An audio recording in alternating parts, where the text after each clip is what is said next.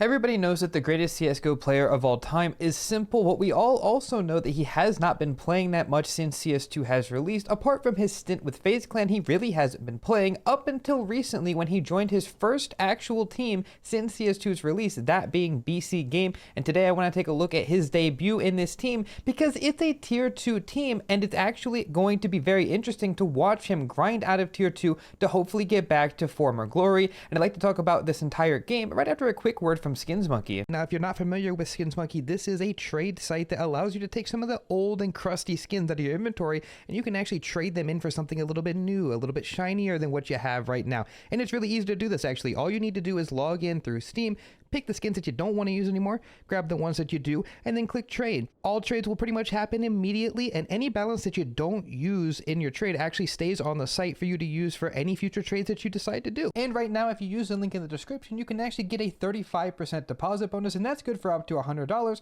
So let's say you deposit $100, you would actually get $135 on the site if you use my link. So make sure you check out S1mple's, and let's hop right back into the video. Now, I'll be the first to admit that it is very odd watching s1mple play on a team like BC Game, but I actually really commend this decision from him to take a step back and play on a tier 2 team to try to get his bearings again when he's going back into competitive Counter-Strike. I actually think that he can bring a lot to a team like BC Game, especially if they can eventually build the team around him. And because it is s1mple at the end of the day, like if s1mple can get to that level that we all know he's capable of, this is a team that I expect to be showing up to LANs and making it through qualifiers, and that's just all in due time as the team gets better around him. Now, we're going to be looking at this game purely from s1mple's POV, but I would like to talk about some of the rounds that I thought were actually really impressive from BC Game as a whole, because again, these are some players that you probably have not heard that much from, so I think it's actually interesting to have a look at some of these rounds and kind of commend some of the cool things that they're doing, as well as talk about some of the differences between a tier 2 and a tier 1 team.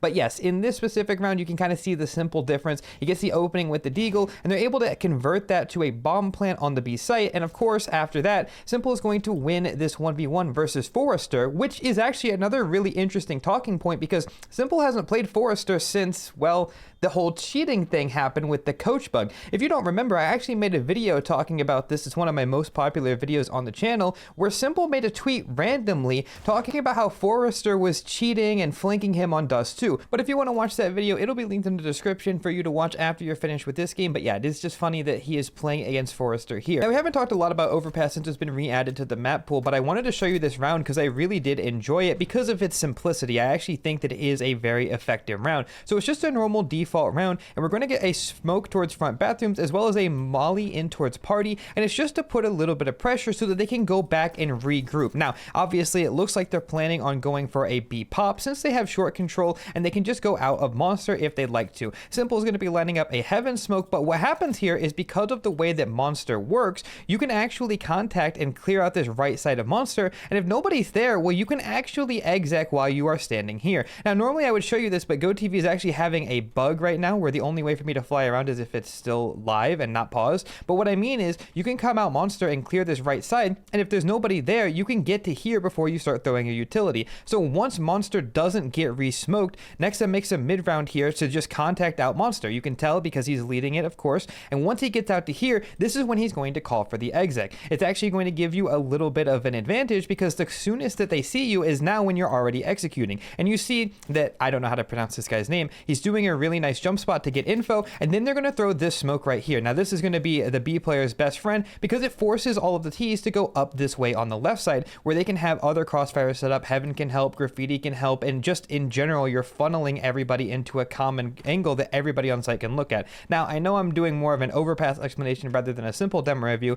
but he's in the back throwing the utility before this. They still end up losing this round, but I just wanted to include it because I thought it was fun. Now, Overpass was not the best map for BC Game in this series because they actually go on to lose it, and I actually think that s1mple had a couple of uncharacteristic misses. He looked a little bit uncomfortable, but again, I think that that's the reason why he's taken a step back and playing on a team like BC Game so that he can regain his confidence and kind of get back into things, and I think that he really started to do that after this map when we went on to Mirage. Because he started off this map really hot, especially with this Deagle 3K that he's about to get, but this is exactly what I want to see from BC Game. They're setting him up in these positions where he can have a pop-off moment because because, well, we all know that if S1mple does pop up, it could be enough to outright win you a map without even really having to do that much. And unfortunately, he will go on to lose this pistol round, but it is a very promising sign for the rest. And we can really see how S1mple's feeling in this first gun round here, because I actually think that this is a textbook example of how to play Mirage. So what we have is out of spawn a call from Nexa that they aren't going to fight mid in the beginning of their round, but S1mple's still going to molly towards top boxes because it makes it uncomfortable for this person defaulting top mid, because if you were to be fighting mid, this is the same molly that you would be throwing, and overall it's just conditioning.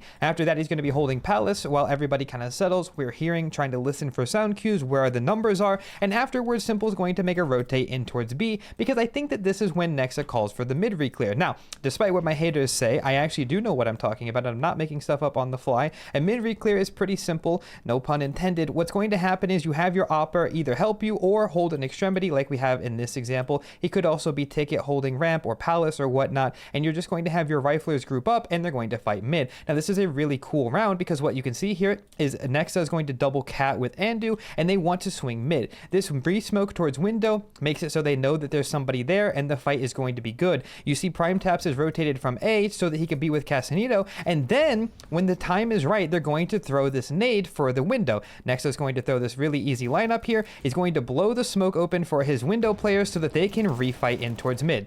Overall, it's really good. This works because we know that the T's are going to be taking mid, especially if we're not putting any pressure, because they want to get somebody in towards chair, ladder, under window. It's all very standard. And after that, when we see this reaction happening, we've talked about the push and pull. We're pushing in mid, which means that the T's are going to try to take space elsewhere. Again, it's just Counter-Strike theory. It's basic. That's why S1mple is holding the extremity, because if he guesses right, then he'll be in their right spot to receive them when they accelerate. And that's exactly what we see here. And this is a perfect round because S1mple hits the shots that he needs to hit, and BC Game are going to win their round because of it. Overall, 10 out of 10. I absolutely love a round like this on Mirage, and he actually gets clipped jumping up here. He would have had the 3K if that didn't happen. Valve, please fix. And if you like that last round, then you're really going to like this one, because I think it demonstrates a very good understanding of CT-side Mirage, because what we have here is a really well called round. Again, Nexa is not worried if the T's take mid, because mid's not a bomb site. And I know that that sounds silly, but actually that is the truth. It's not a bomb site, which means that if they take it, it's okay, because we'll get compensation. If they take mid, we'll take ramp, just like I talked about in the last round. And in this round, they have S1mple start B again, because they know that the other team is expecting a potential mid re-clear. I'll actually go ahead and fast forward it to when the time is right. You'll see the setup that the T's are doing. We have somebody that's top mid that can jiggle back and forth here and just kind of, wait for that nade, because when the nade comes, he can peek into it and kind of just spot towards cat to see if anyone's swinging as well. This is just really good. We have the underpass player who's not committed because he doesn't want to be in Valley in case that mid refight is coming in. And if somebody does try to walk out of the extremity like we talked about in the last round, well, this time S1mple is going to be a B again, which Forrester might not expect. And this actually could be some sort of preparation. Maybe they thought Forrester is a very aggressive B apps player and likes to take these timings where he can just walk out and 1v1 somebody for the site. I'm not sure. But in this round, instead of going for the mid refight, we actually see their ramp aggression coming in. And this is just so strong because, again, if they are towards ramp, two people pushing ramp at a random timing is something that's very hard to predict. But most importantly, even if they do try to use mid and they come A, well, having two in towards ramp is not something that you're going to be expecting necessarily, and it doesn't even matter if they go B because it's S1mple on B right now. I mean, like, actually, S1mple is here, and as long as he hits the shots that he's supposed to hit, then everything is going to be fine. At the very least, you'll be able to buy time for the rotations, and we get a really nice round here where he's going to get 2 kills before, I mean, I don't even know how it happened, but somebody got in towards window, and they're flanking market. S1mple's going to stay calm. He deals with that before going down to this Phenomenon guy. And to be honest, it's just a really good round in general. I like the reliance on S1mple, and I like that he's delivering in these games. He's seemingly not too worried now that we've gotten into the second map. Maybe we shook off some of the first map nerves. I just want to show a few more rounds that I like from S1mple. We have this round where he starts window, molly's top boxes again just for the conditioning. Then he's going to throw this window nade that he did while he was on phase, and we talked about it when we did that demo review.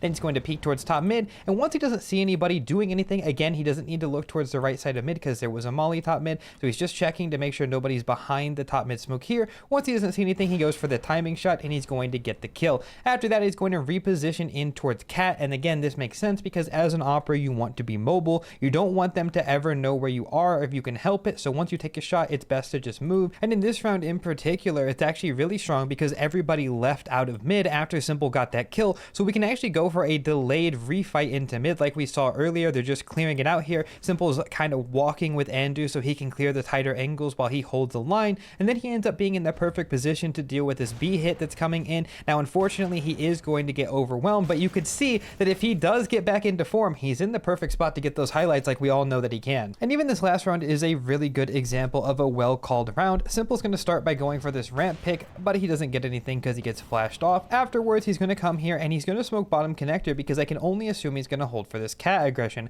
Unfortunately though, this smoke is going to get stuck on the molly and it's actually going to end up smoking for the T's. Now they can go anywhere. After that they seem to make a mid round around this, and Nexa's going to come to hold for the window boost. Now they could go for a mid refight here. This is the perfect time to do it, but because Andu is in apps and has a second up, it actually doesn't really make too much sense. They can just play to contain mid, play for the split, and if they go B, Andu has an up, so S1mple can actually just rotate the ticket, so that way the setup is really strong. So as you can see here, S1mple is going to hold ramp while Prime Taps is holding Palace from a wrap position. In the meantime, again, Nexa is just making sure nobody boosts, and Castanito is in the connector smoke making sure nobody walks through. You don't need to play to refight mid here because even though we know they're there, we're just going to have a crossfire when they come up, and that's exactly what's going to happen. We'll watch this from S1mple's perspective. As the top connector smoke fades, chaos breaks out. S1mple's going to come out here in towards triple, and he's going to get the first kill, and he knows that he's safe from Palace, so he's just going to hold for this cat player. He picks that one up, and then he's going to look for the last one because of course he would look for it.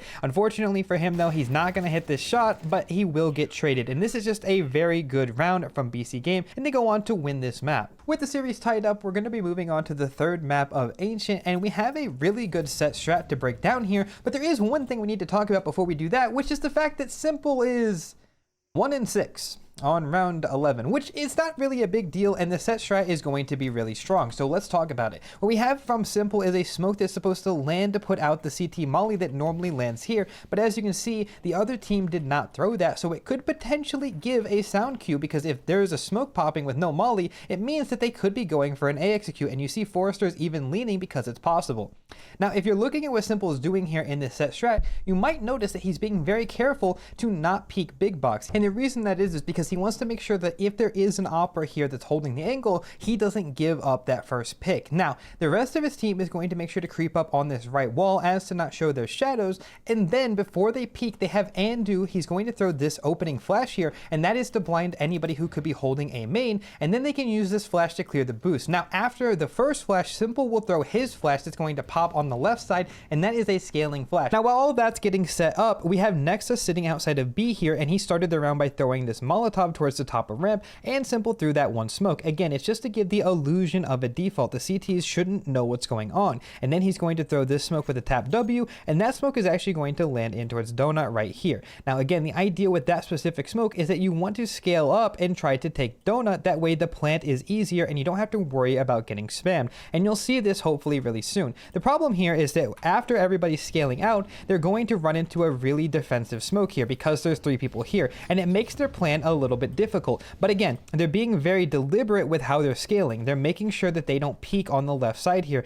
They don't want to come this way because they want to make sure that if anybody's going to peek Temple, they're going to have to go all the way out exactly where S1mple is holding, and that's the idea here. So S1mple's going to get the opening pick, and even though things are going okay so far, they are aware that they're going into a stack, so this is where things can kind of just devolve into chaos. And you see this donut smoke is actually coming up here despite having the deep one, and I think that this is just because they know that there's a stack. Like I said, they want to make sure that these guys are just smoked off and don't have a way to fight together. Unfortunately though, they will lose one through the smoke. Castanito tries to trade, and then they see the other guy, and Andu just decides to plant the bomb. Again, this is pure chaos. This is stuff that you can't really plan for, but I will say that I think that they did make the best of this situation. And while Andu is planting, S1mple needs to make sure that nobody can deny the plant, which is where he's holding big box to CT and making sure that that can't happen. He's going to get the kill, and with all of that chaos going down, we finally end up in a post plant, and there is almost a 0% chance that the other team is expecting Nexa to be on the flank because of all of the stuff that happened, all of the fights that were going down, and S1mple knows this as well, so he just needs to make sure to stay alive and delay so that Nexa can win them the round, and that's exactly what's going to happen. And it doesn't even matter that S1mple hasn't had a great game up until now because they know that they can still rely on him when they need him most. Moving on to CT side, we have a very good round from S1mple. He's going to start by throwing the elbow smoke, and very similarly to Mirage, Nexa is going to call to not fight towards mid that heavily, and this is completely fine. S1mple Simple can start the op in Donut, and this actually works because people most often will not just swing out bottom mid, and Simple can hold for anybody who wants to come and fight this angle here. It's very hard for the T's to win this fight, and Simple knows he has an advantage. Now, when this mid control does eventually come in, Simple's going to see the donut smoke, and he's actually going to get ahead of it. This is a very aggressive play, and there's almost no chance that Forrester was expecting that. Now, like I mentioned on Mirage, the best thing to do after you get a kill is to immediately reposition, and you can see why if you look at the map, because they know that Simple was opping donut, and you want to stay away from the op as much as you can, so the other team is going to immediately call to group up and hit B. Now, they are currently smoked off, so it gives Simple extra time to rotate in, but by the time the smoke is going, he's actually just in time to get towards long and help his teammate. As you can see, they're contesting. Since there is no long smoke, he's going to get the first kill, and Andu is still in cave, and because Andu is still in cave, it gives Simple the confidence to come up here and try to help him, because he knows that if he creates a little bit of chaos, he can still help his team. Now, as he's walking up towards long here, he gets the first kill that I've seen of somebody spamming through the pillar, which is something that I made a short about a while ago, and I still haven't seen anyone do it. I'm not saying Simple learned it from me, I'm sure he didn't, but it's still really cool that somebody finally hit it in a game, and of course it would be Simple. After that, Andu reveals himself in cave, and so now the jig is up. He just needs to spam to give him a little bit of a distraction. Andu comes out and gets the last kill. And again, this is just another really good round from Mr. Simple. He's having a more quiet game, but he doesn't need to do anything too crazy because BC Game is comfortably in the lead, and they actually will go on to close this game out without really any drama, and Simple's going to get his final kill with a nice one tap, and that's going to be Simple's debut game with BC Game. Overall, I think he did pretty good, maybe a little bit underwhelming compared to what people were expecting. They probably thought he would just be stomping since it is, you know, a division down from where we know he's capable of playing, but either way, I like how he's fitting in the team. I think BC Game overall have a pretty bright future as long as they can keep improving. I think they're playing some really good CS, but you can comment and tell me what you guys think. Do you think Simple still has it in him to be the best player in the world? Well, let's see what you guys think in the comments below. And for everybody who watched this far, I want to say thank you very much. Leave a like on the video if you enjoyed, leave a dislike if you didn't, and then make sure you subscribe if you want to see more demo reviews. I'm very behind. I've had a very bad week. If you know, you know. I talked about it a little bit more on the More Awesome channel, and no, it is not just the Nico tweet. It's actually some real stuff going on in my personal life. Gotta just get back on track though, and I got more reviews coming for you. Just let me know who you want to see next. Next up is for sure Kiyosuke though, so comment if you're excited for that, and that's it. I'll stop rambling. See you guys later. Bye bye, and I'll see you guys very soon. Much love.